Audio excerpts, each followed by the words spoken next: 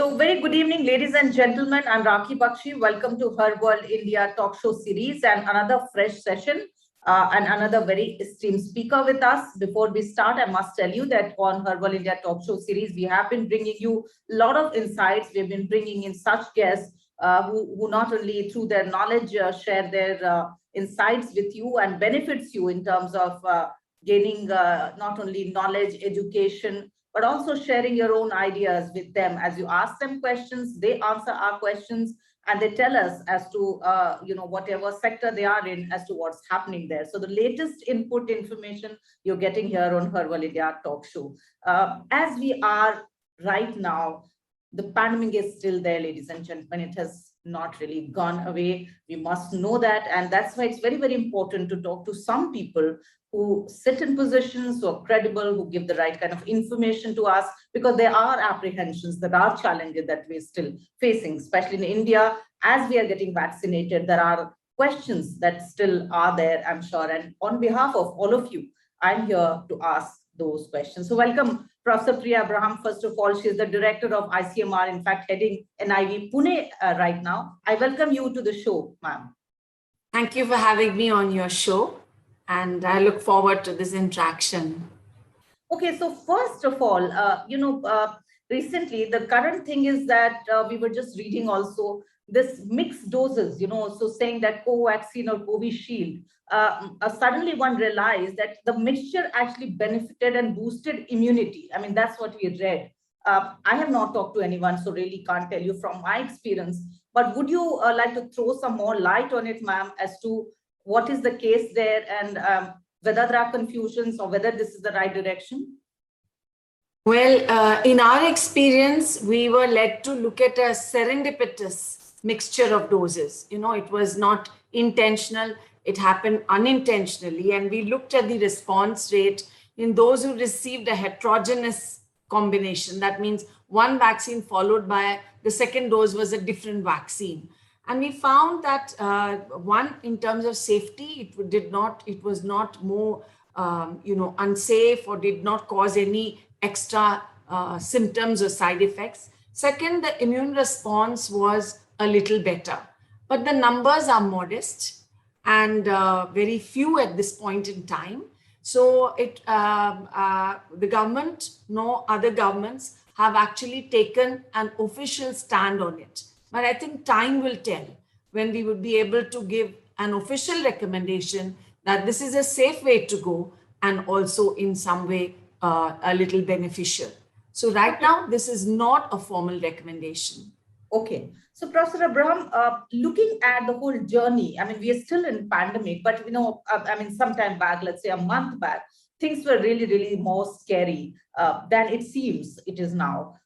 But where are we? I mean, we are still hearing reports from Kerala, which are really not very good reports. In some other states also, we know that Northeast, for example, is seeing some kind of a surge, and one is trying to handle and deal with the situations. As far as this pandemic and SARS-CoV-2 is concerned, where do we stand as of now? First thing we have to understand is that India is a large and complex country, and each state is like a country. So we might have multiple surges across our country. It's not like this surge comes simultaneously over the different states of the country. So it may be related to one, the level of protection people have, or the level, or even people may have low levels of antibodies because they have adopted very good public health and social measures such that many people are not protected. So should there be a spread in the community, many people go down with it. Another factor that contributes to differential positivity rates is one, of course, there has been a general laxity in that region. Otherwise, it's also because the manner in which they test. Are they testing intelligently? Are they actually catching the most symptomatic people who are likely to be positive? Maybe in some regions, we are not testing intelligently. We're catching people who are at a lower risk, asymptomatic individuals, and they will come positive. So the percentage prevalence will be low. You have tested N number, but you have not tested the people who really are likely to be positive. So these are the factors that lead to variation between the states. And I think now both Kerala and the Northeast is going through their wave. Other states have already completed their wave.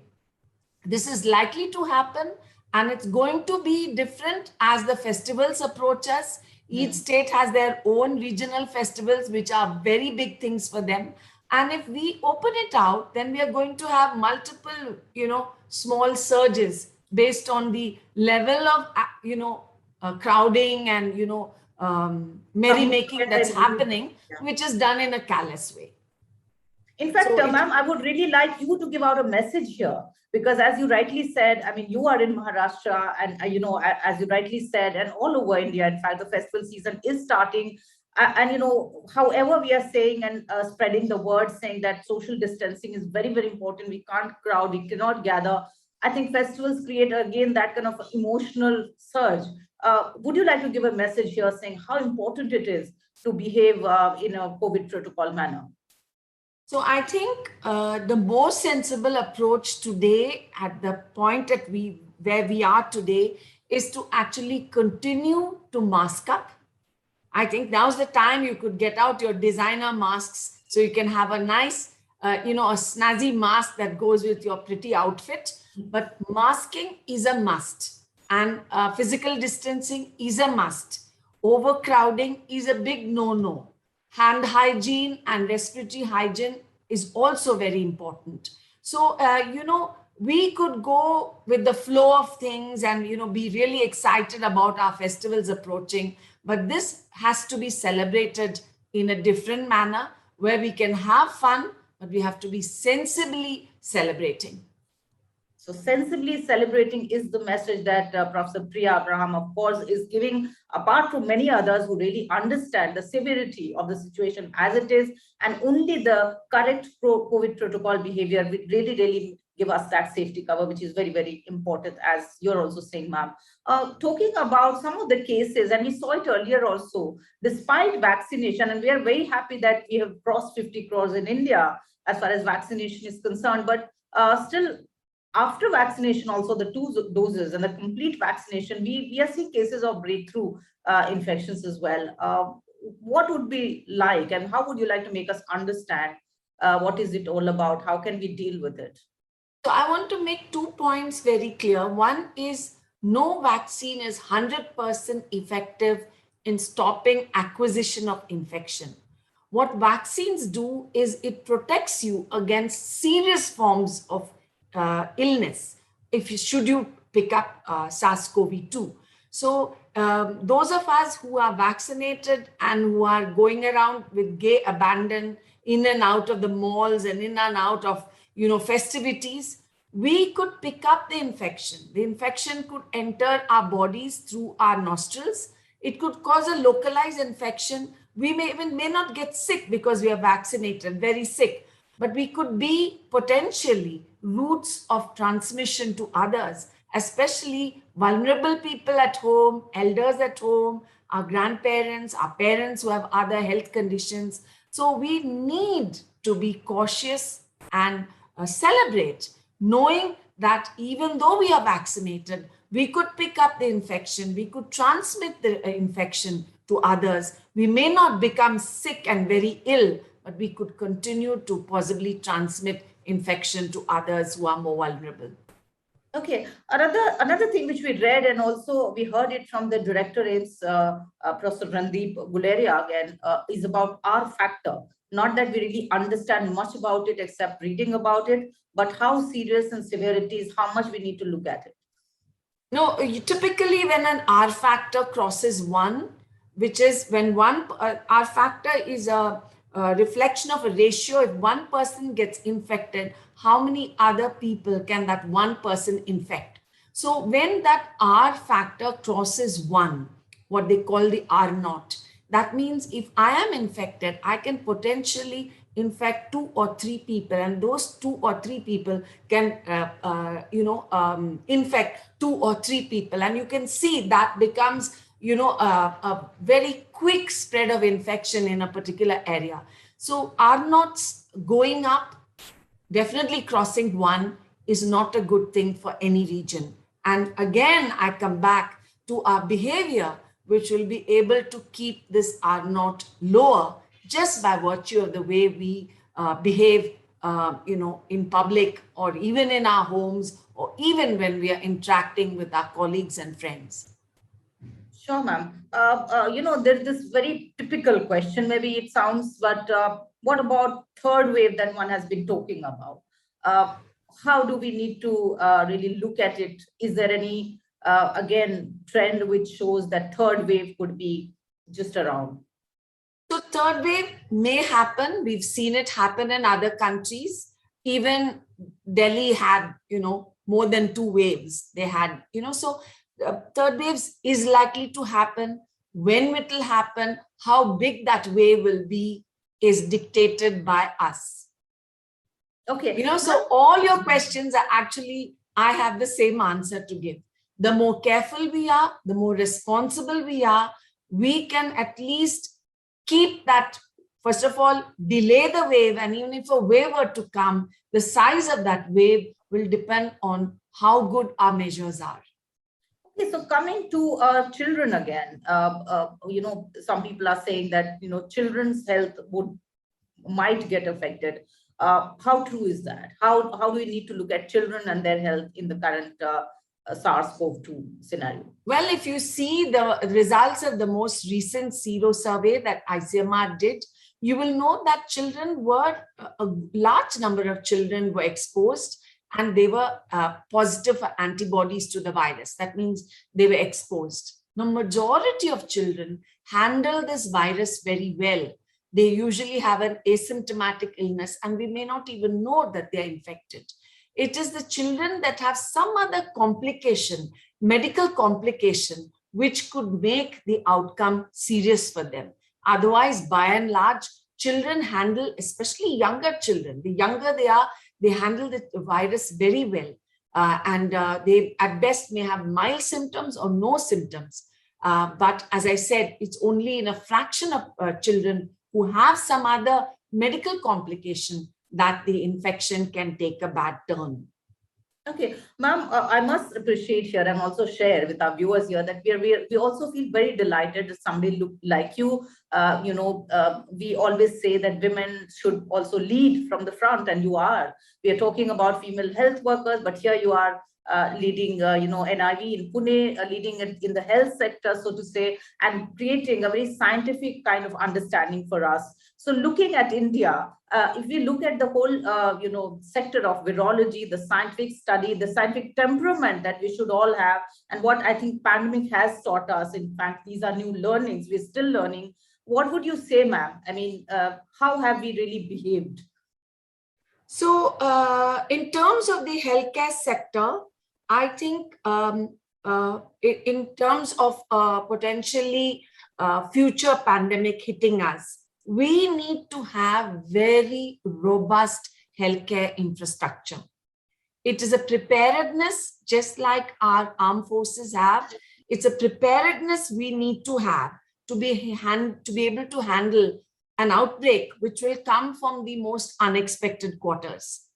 So that preparedness is very important. But having said that, if we reflect on how the healthcare, the entire bunch of healthcare workers, as well as the indigenous kits and equipment that we were able to put out, I think as a country, we have done well. Like ICMR NIV itself, we were the first to report the virus. And within 2 weeks, we had taught 13 labs how to do the test, the RT-PCR. Today, we have taught 107 virus research diagnostic labs, which are under the Department of Health Research.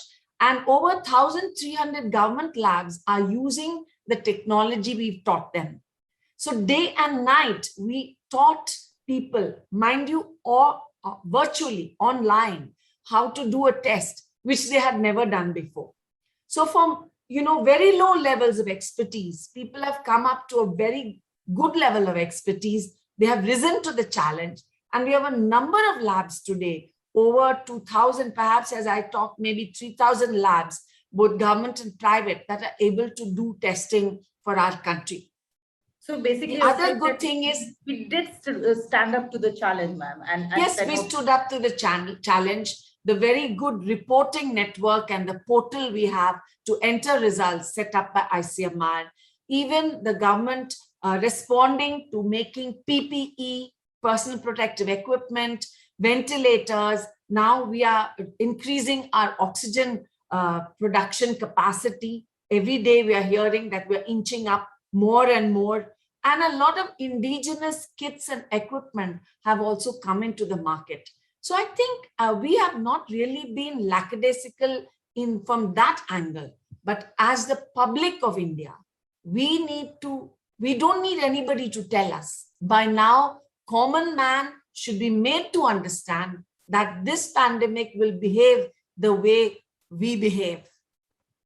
In the sense, if we behave responsibly, the pandemic will slowly ebb away. But as we see around, ma'am, people have started traveling. You're saying, of course, mask is very important. Social distancing is very important. But, people are not only traveling domestically, but there are plans maybe they are making in terms of admissions for children or their own travel toward plans for business to outside countries as well. But what would you really advise at this point of time as to how exactly the kind of precautions we should really take and understand, and this understanding will lead to our action also? So again, I would say vaccinate as much as possible, get a vaccine, be vaccinated, and the mask is a wonderful kavach for us. So no matter where we are, whether we are at the cafeteria, of course we have to eat, but try to find a place where it's not crowded, where you have a little space around you so you can take off your mask and consume your food. Where especially when you're going to the washroom, the mask has to be on. Again, when you're crowded in an aircraft or in a lobby, look at the place and you will find there are many people around you. So there is no scope for, letting down your guard. In fact, I was in an aircraft recently. I had to go on work and I was sitting across the aisle with a man who was, quietly letting his mask down. Twice the cabin crew told him, put up his mask. And when they disappear, he'd bring his mask down. And then I spoke to him from across the, aisle. And I told him, excuse me, sir, this mask is first to protect you and then to protect others. So please don't do it for anybody else. Please wear that mask. So I think we should also step out of our zones of comfort and, actually tell people who are wearing chin masks, who have the nose sticking out of the mask, or who have, put aside their mask. We are a vehicle to pass this message around so that all of us collectively become more responsible. Okay, one thing which, sometimes trying to understand, we again read, and most of our information, of course, is coming online or reading newspapers, watching TV, and kind of information we are getting. Of course, ICMR is putting out information. Health Ministry is also through its conferences telling us what's happening. But talking about, again, the recent scenario, what is it that, let's say, women should do? The vaccination is happening. Women's health is also of priority, ma'am. What is your message to women as to how they should also protect themselves, take care of themselves? Because recently we heard that, the pregnancy and, again, they can get vaccinated as well. And what would you say about the whole confusion about how women should actually be confident of taking the vaccine, taking the right kind of precautions, and still deal with this pandemic and SARS-CoV-2? Women are just as vulnerable as men for this infection. And women need to understand that vaccination is very important, and it does not interfere with their menstrual cycle, does not interfere with, fertility issues, can be taken during pregnancy and while they are nursing. This is the first thing they need to know. And a woman is a pivotal person, not just at her place of work, but I think is the pivotal person in a family setting. You know, she's important for the children she's rearing, important for her husband, important for maybe parents there, and important for herself. So I think that women should not put this on a back burner. They should take every effort to get themselves vaccinated if they want to stay healthy. And also that these, COVID appropriate behavior is very relevant for her too. So she is very much a person who should be handling this very responsibly, and there are no additional risks to a woman. Okay, thank you for sharing that. And I'm sure that all the women out there feel as confident, and please go and get vaccinated. In fact, as the experts would say, leave your house chores sometimes, but this is more important, and please get it done. But as far as vaccination is concerned, and you also talk about testing, ma'am, how are we going ahead? Where do we stand in terms of course, the vaccination? Everybody is really trying their best that as many people should get vaccinated. What is it like? So if you're asking me about testing, I think testing has to continue. Testing is very, very important. Testing, tracing, quarantining, isolating, all this is extremely important. And we need to be maintaining our quality. It's not just any test, but a test that will give the result. So I think, again, I need to remind the public that, there was this talk about RT-PCR tests not performing optimally when the peak of the second wave hit us. That was because the healthcare system and the laboratories were overwhelmed by the sheer load of tests they had to do. And I know for a fact that many of the staff who were in the lab were themselves infected. Okay, so we need to, help each other. Like I always tell people, let us not put that load on the doctors and nurses and other healthcare workers. If we are responsible, we do not need to be an agent of putting more load on the healthcare system. So yes, that to some extent, both the hospitals and the laboratories were reeling from the load. But I think our labs are well up to meeting that challenge, and we just need to keep up with it. There is no time for laxity. At this point of time, ma'am, we know that a lot of confusions, rumors also, though we don't want it, and we keep telling others not to spread any kind of rumor or misinformation around. But sometimes through some inputs, one gets to, get apprehensions and all that. So post Delta variant, I mean, as somebody would say, would there be a new variant which would be worse as it's around, and some people would say and inform? So I will take the question a little differently. I would say that the vaccine and the mask is your protection against any variant. Yes, the Delta variant was extremely transmissible. So it raged through our country. It has raged through so many other countries. Oh, well over, I think, I don't know whether it's 132 countries that are already, and I think my figure is conservative. It's probably more than that. So you know how many countries now have the Delta variant. Even in the United States of America, the Delta variant is raging. Now, knowing this virus, the more you get you give it a chance to spread amongst a population, it is going to keep changing its avatar a little. So variants are likely to come. And for that, most of the nations have now geared up to doing very good surveillance and, sequencing of strains that are circulating in a region. So every region, including the WHO, is alerting us that there's a new variant about. And again, like I said, if we allow the virus to spread more amongst us, the virus will keep changing just a little bit. That's the nature of the virus. So what we can do is stop its spread.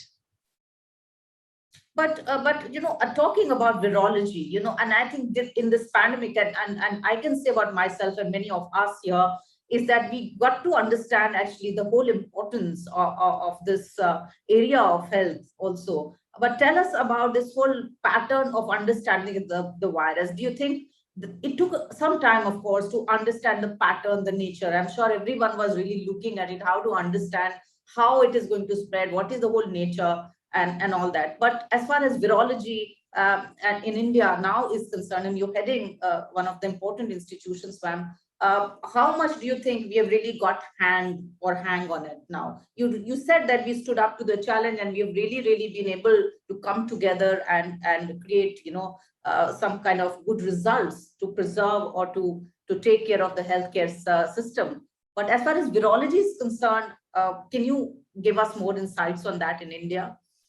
I think there has been a huge amount of awareness, not only among the lay people, who are not scientists in themselves, but in the whole healthcare system and among laboratories. I told you how we had empowered 107 laboratories, and now virtually every medical college has developed capacity to test for viruses.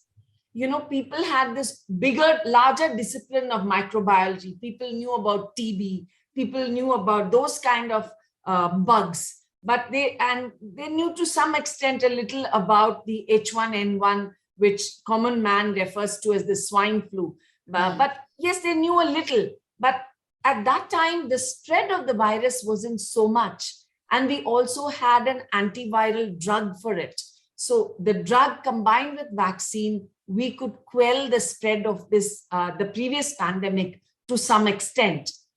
Now we are finding that this virus is spreading like really crazy. And now I think awareness has come up to a great extent among the non-scientific and the scientific communities. And I think this will hold us in good stead, but we should keep up that awareness, keep up that preparedness, so that we will be well braced and ready for another potential pandemic in the future.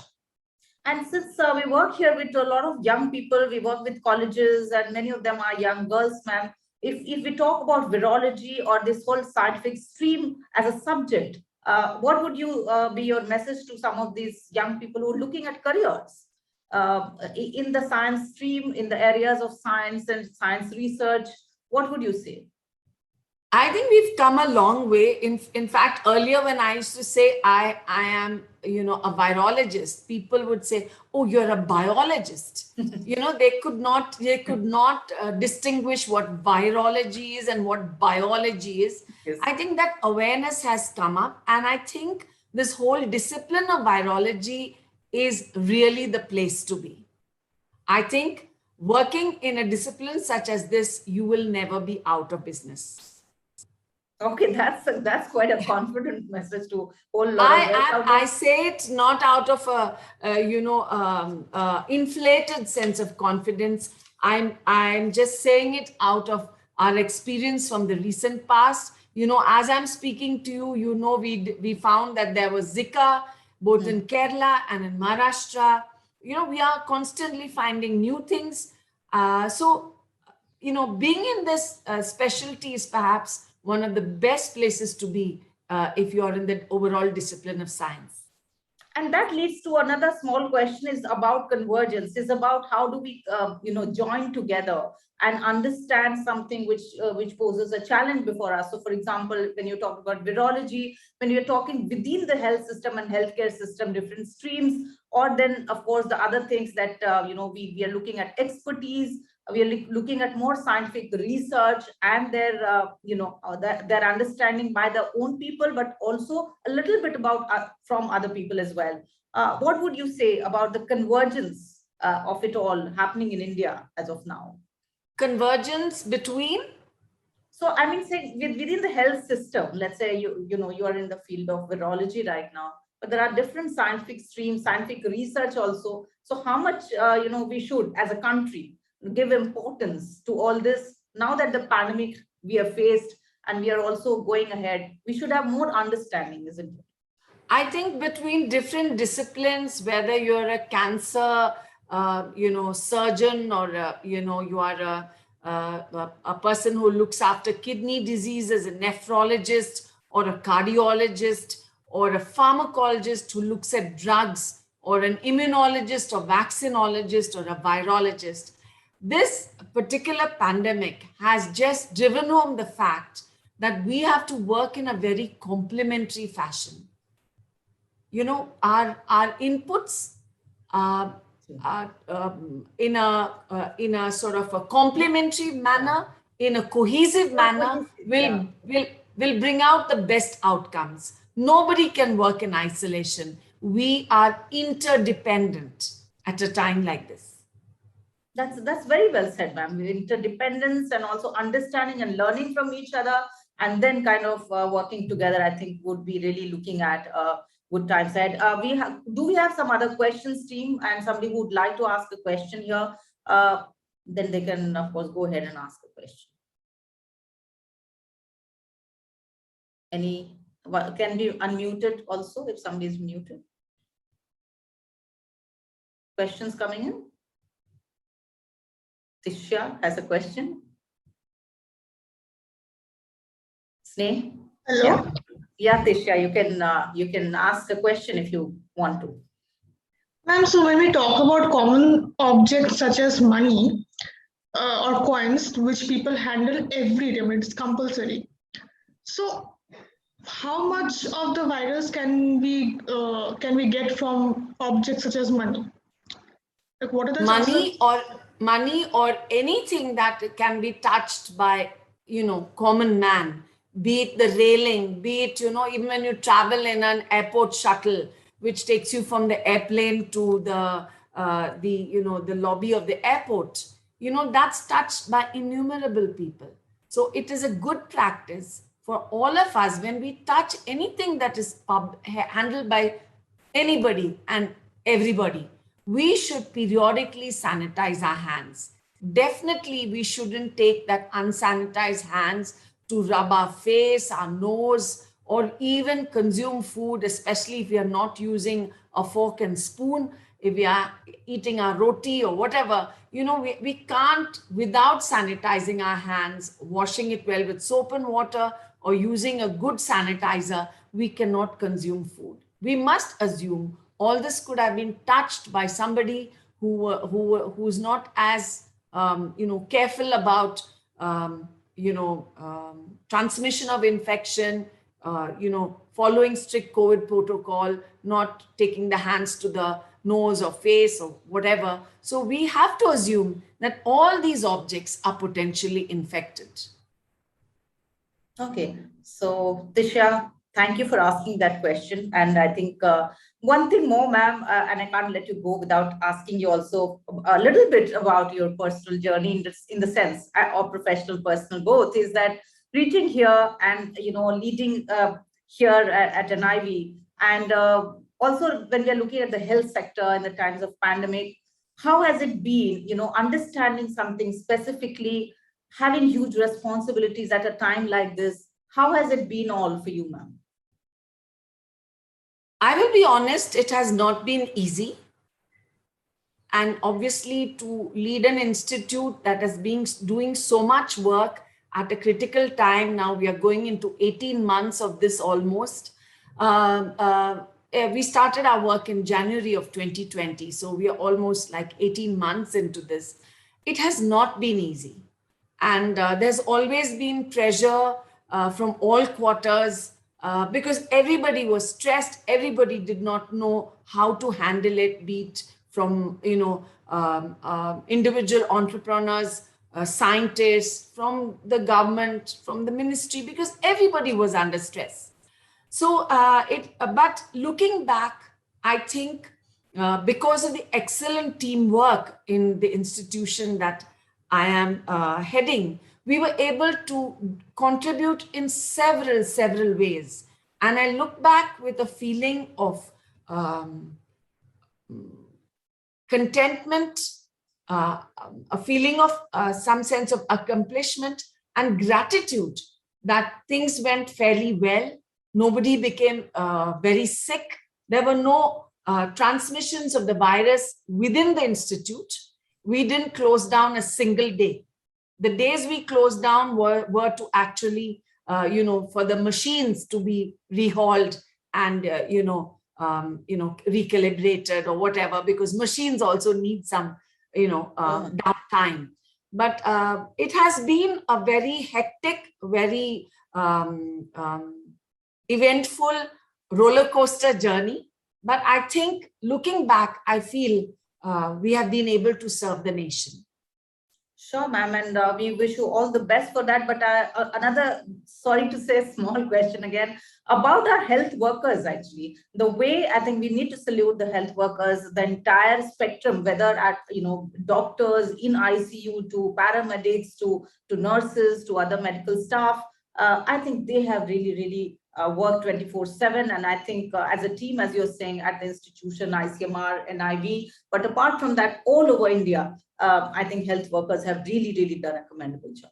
I have to completely agree with you. I think we have to salute the people who are frontline staff, frontline workers, be it qualified in the, the formal frontline staff in terms of doctors, nurses, other physiotherapists, what have you, and even in the non-formal sector.